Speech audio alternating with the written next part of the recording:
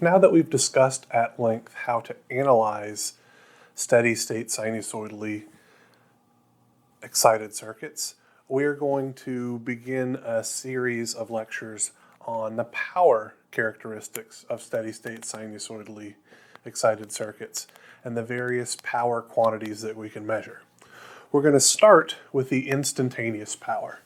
And so I've got a voltage source, which is going to be a sinusoidal voltage source, connected to a linear black box network that could contain other sources, as long as they're sinusoidal sources at the same frequency, resistors, capacitors, and inductors. If we are able to determine what the voltage drop over our linear black box network is, and the current flowing through our linear black box network is, where we're working under the assumption that the voltage drop over our network, V of t, will be of the form Vm cosine omega t plus some phase angle theta v volts, and our current flowing through our linear black box network, I of t, will be of the form Im cosine omega t plus some phase angle theta I. So I'm simply stating then that the expectation is that if we sinusoidally excite this linear black box network, the voltage drop over the network will be of a sinusoidal waveform, and the current flowing into the network will be a sinusoidal waveform. So by definition, the power that is absorbed by this linear black box network is simply the current flowing into the network, I of t, multiplied by the voltage across the network, V of t.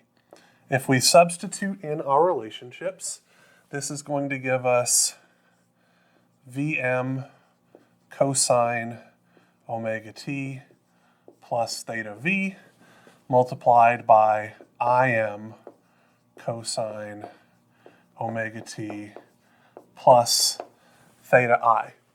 We're going to be applying the trig identity that says cosine of some angle 1 multiplied by cosine of some angle 2 is 1/2 times cosine theta 1 minus theta 2, or angle 1 minus angle 2, plus 1/2 cosine angle 1 plus angle 2.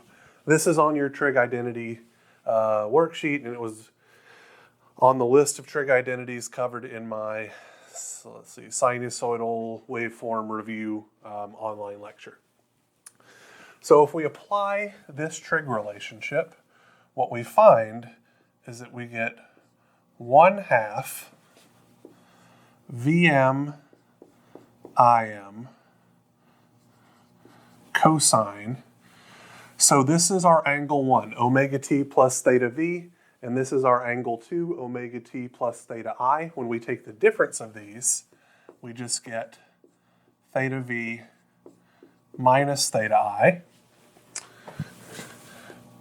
plus 1/2 Vm Im cosine.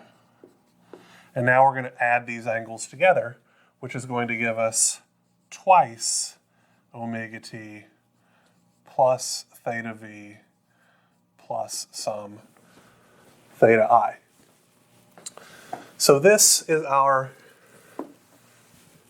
generic expression for the instantaneous power absorbed by a linear black box network, as long as we know what the voltage drop over the network is and the current flowing into the network.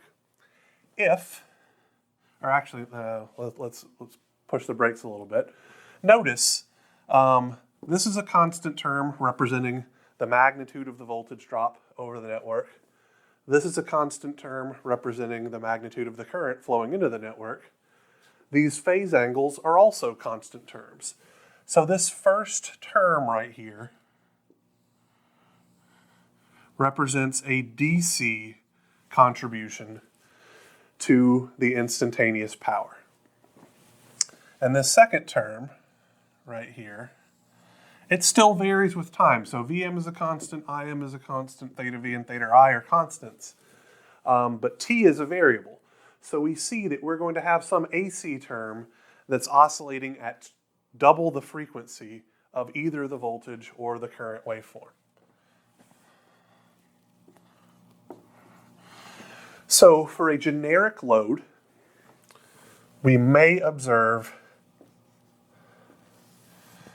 something like this.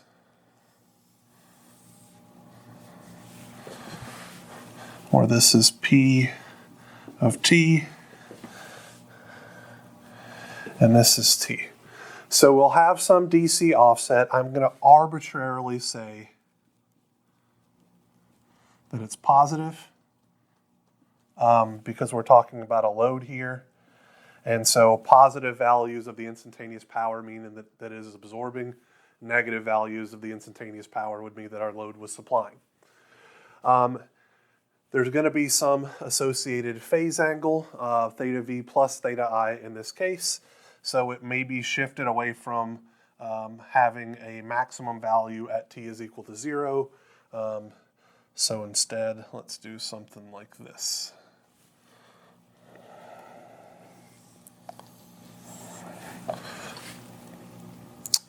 Where hopefully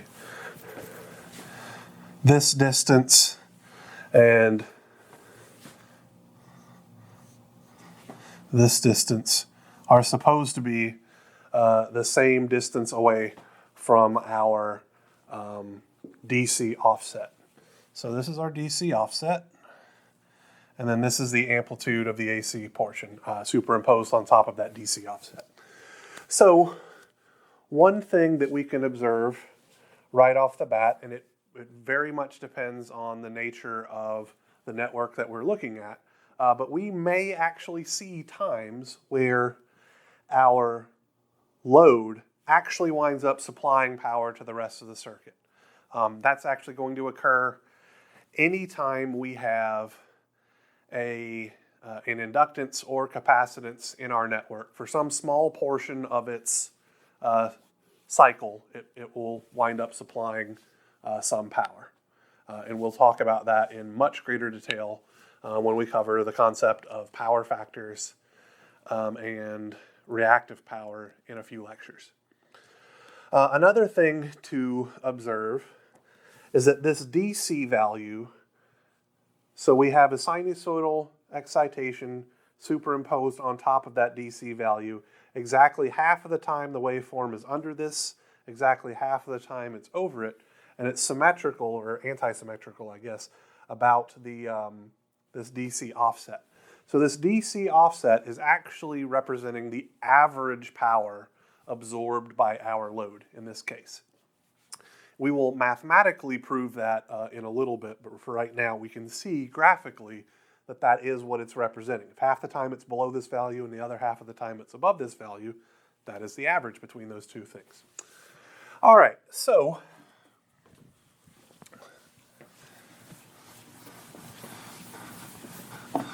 this is our generic equation, and it will work in all situations. However, it requires us to know the magnitude of the voltage, the phase angle of the voltage, the magnitude of the current, and the phase angle of the current.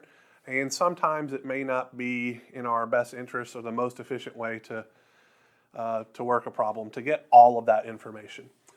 So let's consider the case of a resistor. So for a resistor,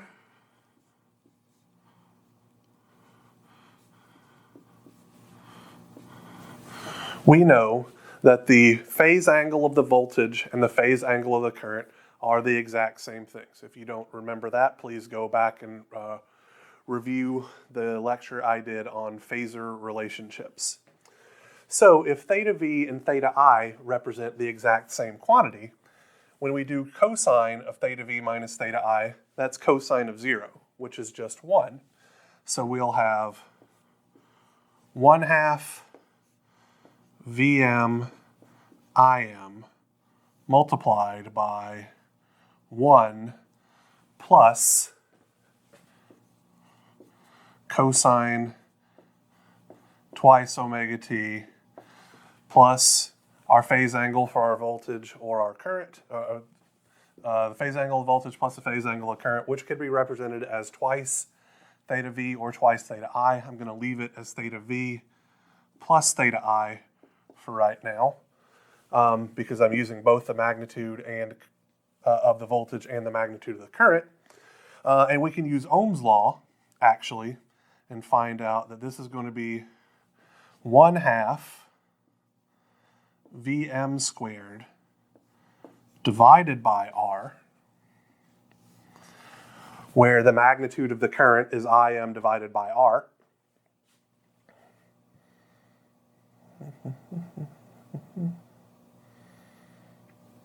Excuse me, the magnitude of the current, Vm divided by R.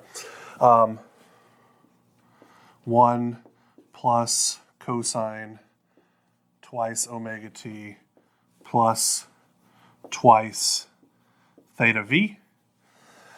So this representation only requires us to know the voltage drop over the resistor. So we have to know the magnitude of the voltage and the phase angle of the voltage. Or we could express this as 1/2 Im squared times R,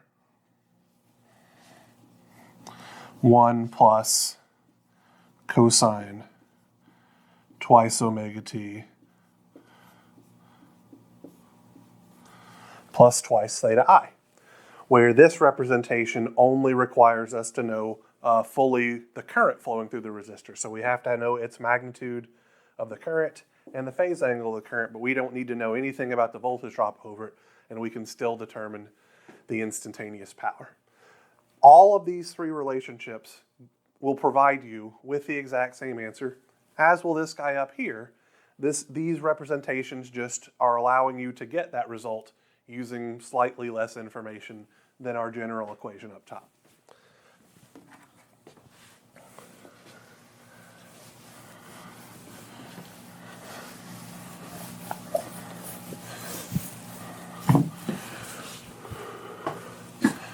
For an inductor,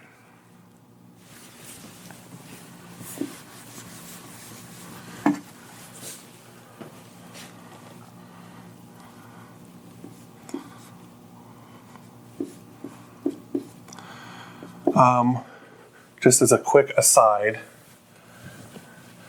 we know that V is equal to j omega L times I. So that means theta V is equal to theta I plus 90 degrees. And again, that was covered in that phasor relationship lecture as well. I just need to refresh myself on those pieces of information. So we could have, all right, so one thing that we know, if theta V is equal to theta I plus 90 degrees, if we substitute in theta V here, then we're going to, or theta I plus 90 degrees for theta V, then we're going to have theta I minus theta I plus 90 degrees, leaving us cosine of 90 degrees, which is 0, which means this DC term is going to go away. And we're going to have 1/2 Vm Im cosine twice omega t plus, so we can express, if we substitute it in theta V is theta I plus 90 degrees, this would be twice theta I plus 90 degrees. We can alternatively write this expression as 1/2 Vm Im cosine twice omega t plus twice theta V minus 90 degrees. I'm pausing here because I believe we could actually work out a relationship to where we could express this not using Vm at all, but only using I here, and not using Im at all, but only using V. But I don't usually do that, so I'm not going to make some dumb mistake here and then have you guys learn the wrong way. So this is the representations that I usually get for the power absorbed by an inductor. Again, one very, very important thing is that there is no DC term. So that means that the average power absorbed by an inductor is 0. That's very, very important when it comes to our later power analyses. And then we have these representations where we have twice the angle of the current plus 90 degrees or twice the angle of the voltage minus 90 degrees. For a capacitor,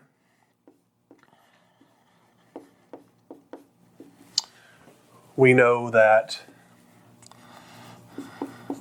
I is equal to j omega c times V, which means theta I is equal to theta V plus 90 degrees.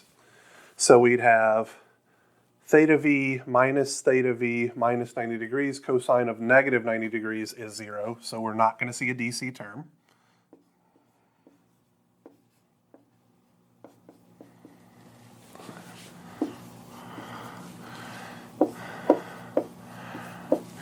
If we substitute in theta I is equal to theta V plus 90 degrees, when we add these guys together, we'll get plus twice theta V plus 90 degrees.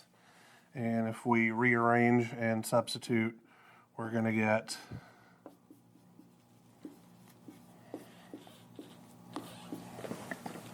plus twice theta I minus 90 degrees. So these are the relationships for a capacitor. They are extraordinarily similar, and it makes sense because they're electrical duals. For a capacitor, when we do twice the voltage, we add 90 degrees. For an inductor, when we do twice the voltage, we subtract 90 degrees. For an inductor, when we do twice the angle of the current, we add 90. For a capacitor, when we do twice the angle of the current, we subtract 90. So these are our relationships for our, this is the generic one that works for anything. We covered the resistor relationships. Now we have relationships for the instantaneous power absorbed by an inductor and the instantaneous power absorbed by a capacitor. My personal preference, even though it's arguably a little bit more work, is to use this generic expression all the time. The reason is that I don't have to remember any subtle nuances. It's a brute force method. It works every single time, but it requires the most amount of information. So the calculations are maybe slightly more tedious, but you're going to get the right answer every time. So this is what I prefer, this generic expression. All right. So let's write this expression down over here, and then we're going to talk about the average power.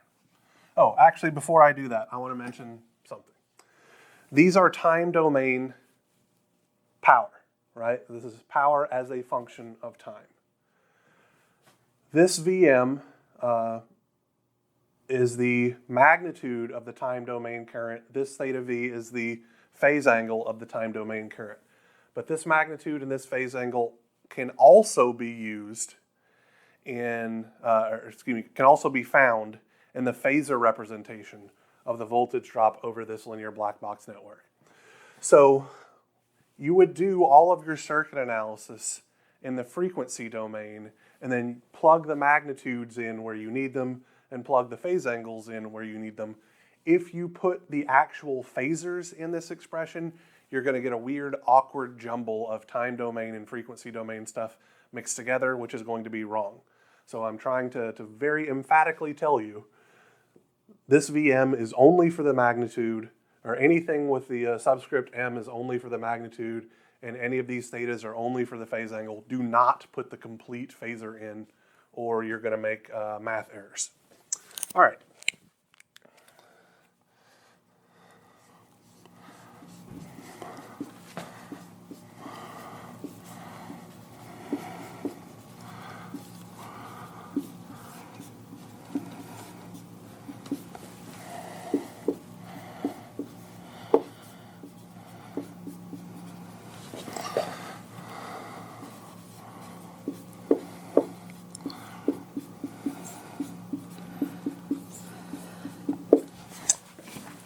So we've got that written down because we're going to be using it in a moment. So before we talk about the average power specifically, we need to have a very brief refresher on how to determine the average value of a periodic function. So let's say that x of t is a periodic function whose period is capital T. The average value,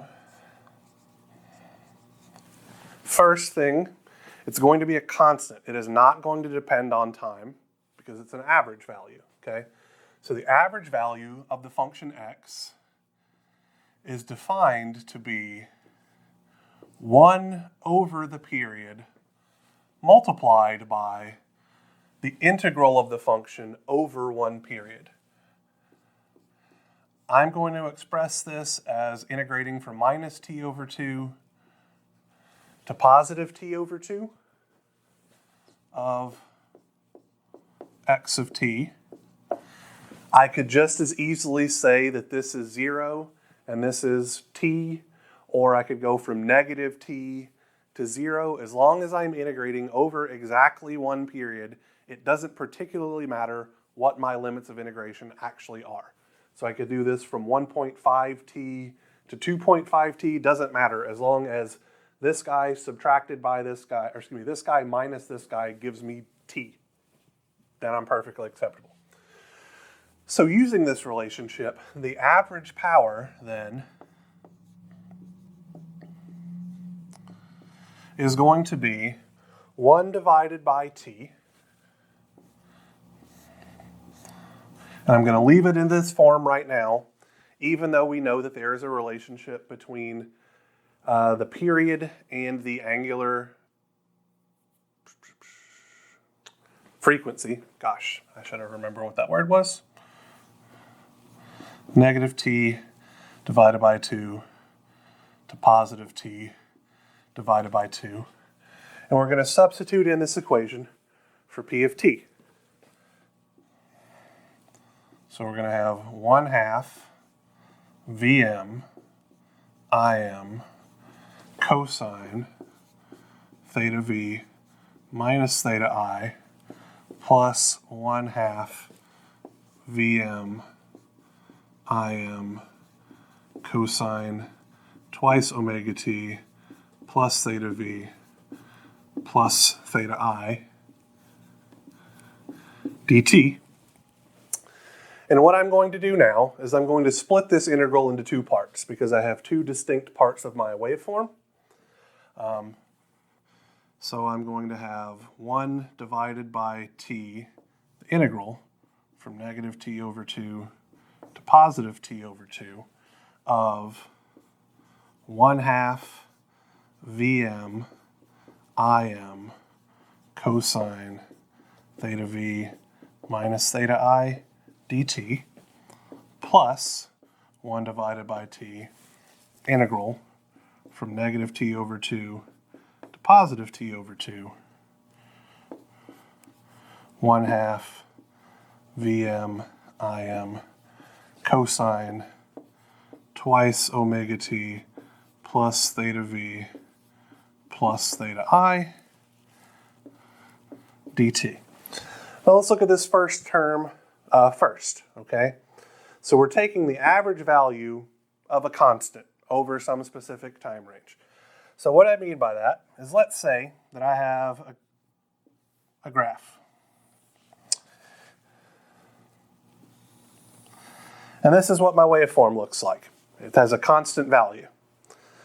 So it really doesn't matter what my period here is, because if my function is constant, the average value of a constant is the constant itself. So I could say that t was from here, so let's call that t to 2t. If I take the if I take the area under this curve from this point to this point, and then divide by that time duration, I'm just going to get this height value of my rectangle there. So we can see that this integral is going to reduce simply to 1/2 Vm Im cosine theta v minus theta I. Now for this guy over here, it also helps to look at things graphically. So we have a sinusoidal function oscillating at twice omega with some phase angle that is theta v plus theta I. So it's going to look something like this. Now, I'm taking the integral of this. I'm taking the integral of a sine function over exactly one period. So from, say, here to here, specifically. 1/2 of the time, my value is above the x-axis, or excuse me, the horizontal axis. 1/2 of the time, my value is below, and the area under these curves are exactly equal, but one is positive and one is negative. So when I do that integral over one period, these areas cancel each other out. So this bit right here goes to 0, and then I'm dividing 0 by the period. 0 divided by some number is going to be 0. So this whole second term doesn't contribute anything to the average value. So I am left with this, which is the DC portion of my instantaneous power as I've already described it. So the average power is just this guy here. Well, what does that mean for the values of the average power for a resistor? Well, it's just going to be the DC portion of our instantaneous power relationship. Similarly, the average power absorbed by an inductor is the DC portion of that relationship, which we've already proven to be 0. And the average power absorbed by a capacitor is the DC portion of that relationship, which we have also found out to be 0. So, long story short, as it were, our instantaneous power relationships actually have our average power relationship pre-built into that equation. So I think that's kind of neat and actually very, very useful. All right, that's enough talking about this. When I come back, we will work an example problem. Our goal with this example problem is to determine the instantaneous power absorbed by all of the 4 elements that are in the circuit. So we are going to accomplish this fact by first figuring out what all of our phasor voltages and phasor currents are, and then using the magnitudes and phase angles of those phasors to plug into our instantaneous power relationships. So we are going to need to convert this circuit from the time domain into the frequency domain, like we've done for every other sinusoidally excited circuit. So in this case, that means we're going to have some phasor current, 5 angle 0 degrees.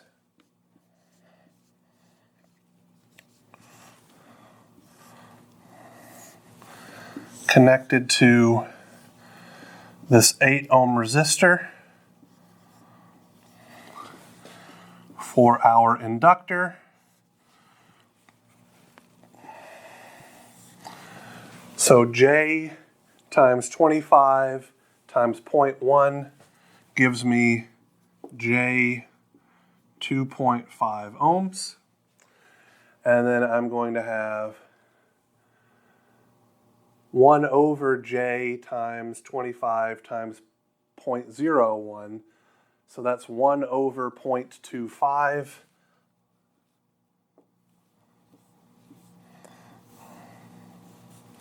Minus J 4 ohms. Now, because we're trying to find the power absorbed by all of the elements,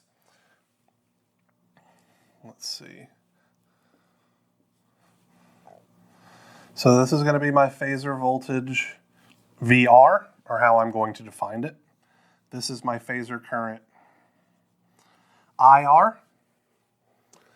This will be my phasor voltage VL.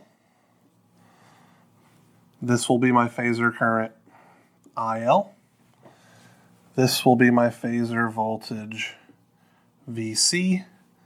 This will be my phasor current IC. And because I need to know the power absorbed by the source as well. So the current is flowing in this direction, so I'm going to define my phasor voltage Vs like so, where this will be my phasor current Is. So I have the current flowing into the positive polarity terminal every time, so that's going to give me power absorbed. Alrighty, so hopefully by inspection we can all see that Is phasor is simply 5 angle 0 degrees amps, because it's the current that's being provided by the source. That's our easiest quantity to determine. I'm going to use current division to figure out what all of my other currents are, so I can see that IR is going to be 5 angle 0 degrees amps multiplied by 1 over 8 ohms divided by 1 over 8 ohms plus 1 over, let's see, 2.5, J2.5 in series with minus J4 is going to look like minus J 1.5 ohms. So this is going to give me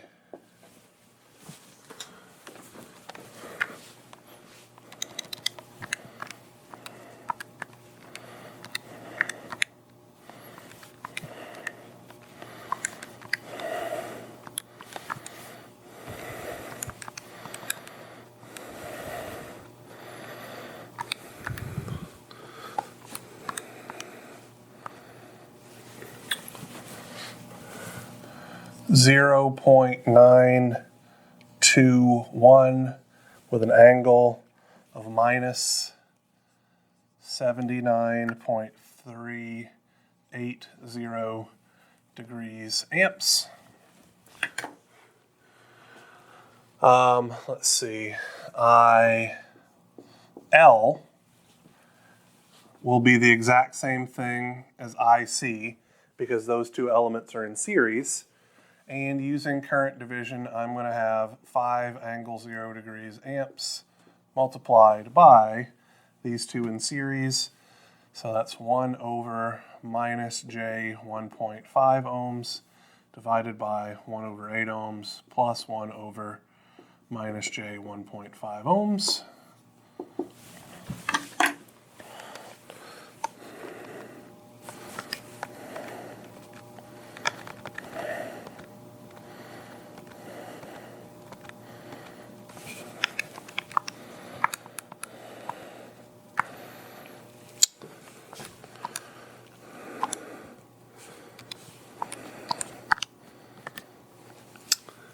And I get 4.914 angle 10.620 degrees amps. So those are all 4 of my currents. For my voltages then I can just use Ohm's law. So the voltage drop over my resistor will be IR times the impedance of my resistor, which is 8 ohms.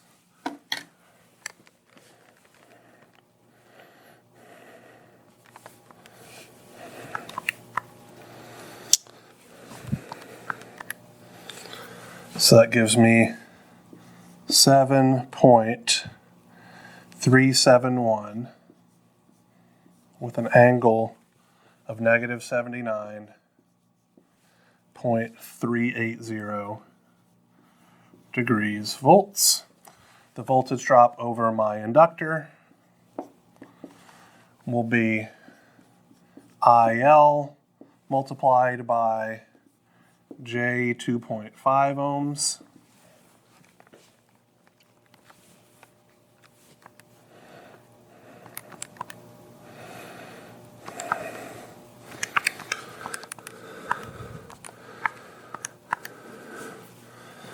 12.286, angle 100.620.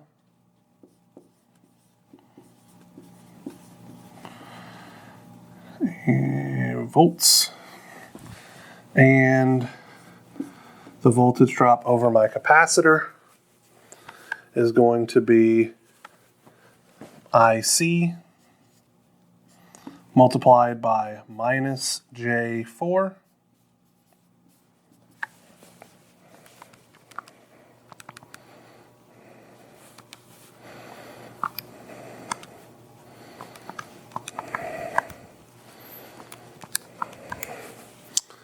19.657 angle minus 79.380 degrees. You may be saying to yourself, it seems odd that if the voltage drop over the resistor has a magnitude of 7.31 volts, the magnitude of the voltage drop over the inductor and the magnitude of the voltage drop over the capacitor shouldn't be that large.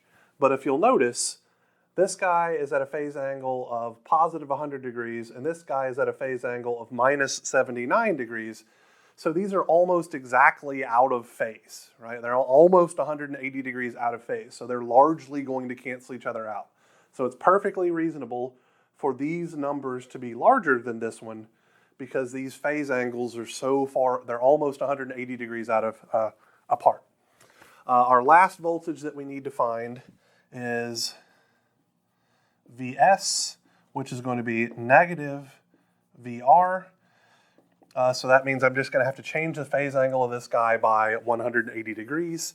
So that would be 7.371 with an angle of, let's see, negative 79.380 plus 180, 100.620 degrees.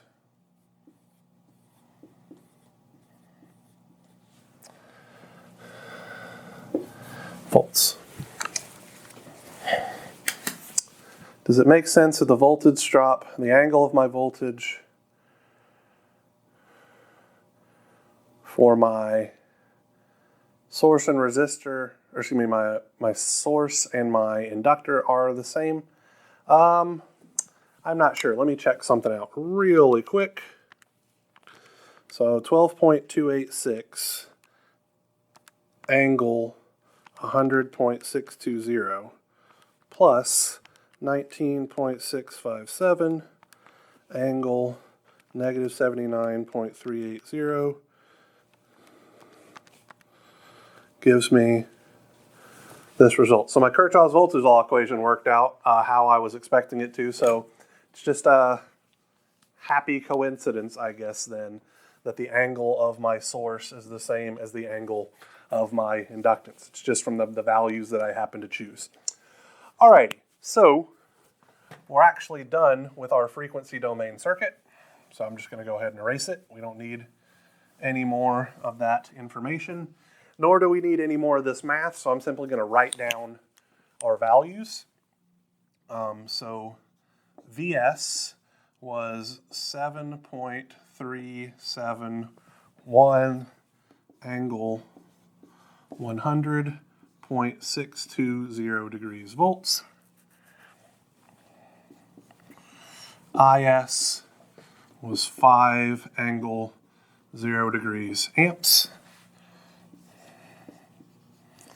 Vr was 7.371 angle negative 79.380 degrees volts. IR is 0.921 angle negative 79.380 degrees amps. VL 12.286, 100.620 degrees volts, IL 4.914, angle 10.620 degrees amps. BC we have as 19.657, angle negative 79.380 degrees volts. IC is exactly the same as IL, 4.914, angle 10.620 degrees amps. All right.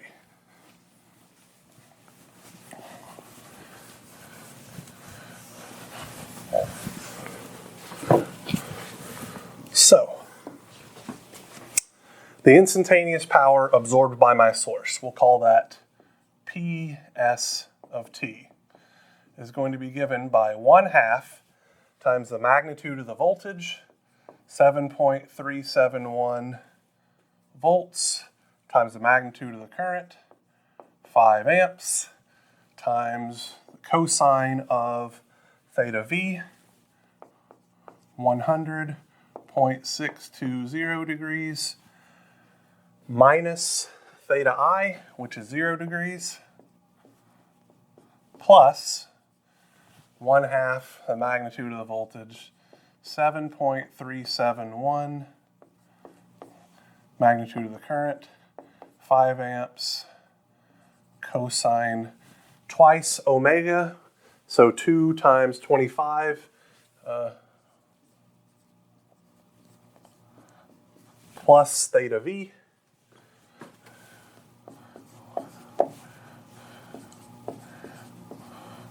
plus theta I, and I believe I have the correct number of parentheses. So now let's go ahead and simplify things by doing some of this indicated math. So 0.5 times 7.371 times 5 times cosine 100.620. My calculator is in degrees. So I'm going to have negative 3.396 plus 18.428 cosine 50t plus 100.620 degrees watts. So that's my expression for the instantaneous power absorbed by my source. So you may be asking yourself, well, why is this number negative? Well, this number is negative because my source has to supply power to the resistor. And I'd be willing to bet an extraordinarily large sum of money that when we calculate the resistor's instantaneous power in a moment, it is going to absorb exactly within a small amount of rounding error this amount of average power. And as you'll recall, this portion right here, so this is the average power that is absorbed by our source, which means it's the average, positive 3.396 degrees would be the average power supplied by our source. This bit isn't going to have a negative number because it literally can't. If we have this phase angle right here that's between positive 180 and negative 180 degrees, there's no way this guy could ever have a negative sign. So that's perfectly okay. All right, for our resistor, we can use any of our resistor relationships. So I'm arbitrarily going to choose the one that uses only the resistor current, just for the heck of it. So that's going to be 1/2 times the magnitude of the resistor current, 0.921 amps squared, times the resistor value of 8 ohms, This is going to be times 1 plus cosine of twice omega t plus twice the phase angle of the current. So that's negative 79.380 degrees. So let's go ahead and do the math on this bit.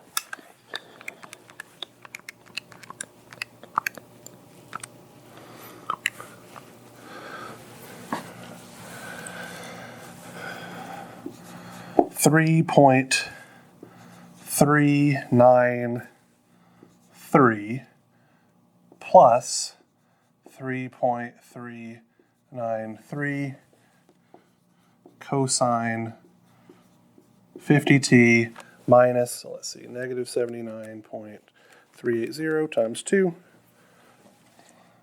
158.760 degrees watts. Again, the only reason that this guy and this guy don't exactly match up is rounding error. I'm only carrying things out to 3 significant figures. I bet if I carried them out to 6 or 8 or something like that, they'd be much, much closer. So we can see that the average power absorbed by the resistor has to equal the average power supplied by our source. And we know this intuitively because Teligent's theorem needs to be true. And we know that the average power absorbed by our capacitor and our inductor should be 0. All right, so the instantaneous power absorbed by our inductor is going to be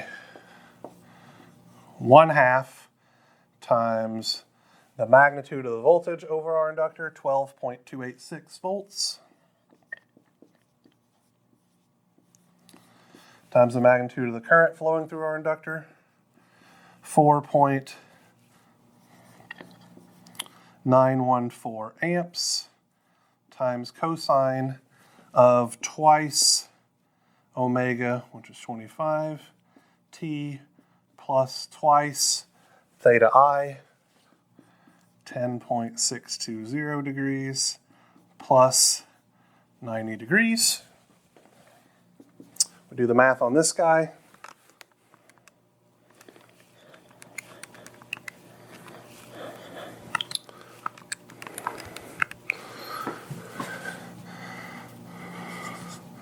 $30.187 cosine 50t plus, so let's see, 10.620 times 2 plus 90, 111.240 degrees watts. Lastly, for our capacitor, the voltage is, magnitude of the voltage is 19.657. The magnitude of the current is 4.914 amps, cosine 2 times 25t plus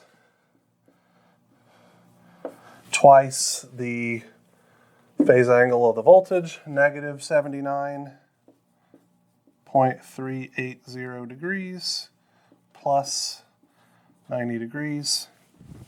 And we will find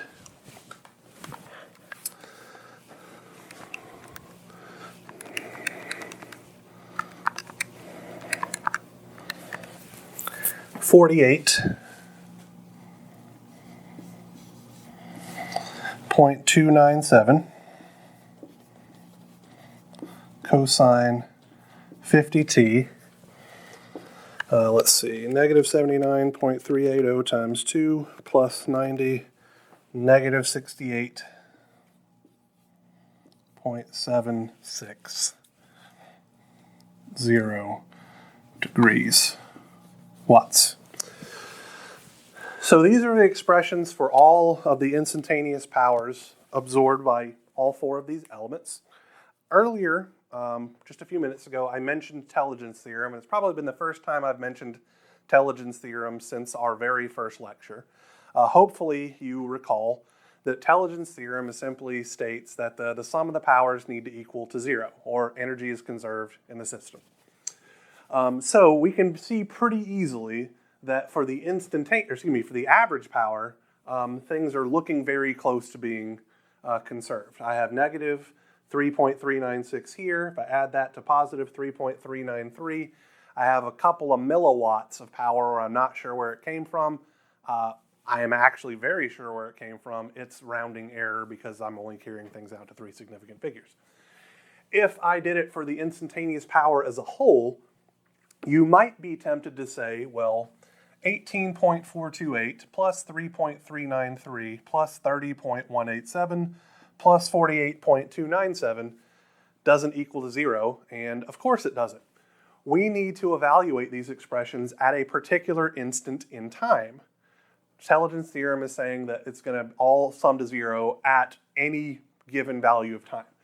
So if we chose t is equal to 0, 18.428 with an angle of 100.62 degrees, 18.428 plus, angle 100.620 degrees. If I add that to 3.393 at an angle of, dang it, hit the wrong button on my calculator, negative 158.760 degrees plus 30.187 with an angle of 111.240 degrees plus 48.297 with an angle of negative 68.760 degrees. So again, to be very clear about what I'm doing here, at t is equal to 0, these bits are going to go away. All I'm going to be left with is magnitude, cosine, and then some number. Okay? I'm shorthand notationing that by using complex numbers. And I find that, that's the wrong button. The result of these calculations is 0.00395 with an angle of 57.7 degrees. So there is 3.95 milliwatts of error that we're seeing here, which is actually extraordinarily close to the amount of error we're seeing between the average power portions as well. So I'm very, very comfortable saying that that is rounding error too. So intelligence theorem is absolutely holding for our total instantaneous power relationship. All right, so that's enough for this topic, instantaneous power and average power. If you have any questions regarding the lecture materials or any of the homework problems or anything like that, please feel free to shoot me an email, talk to me on Zoom, or comment in the video thing. All right, thank you guys for watching.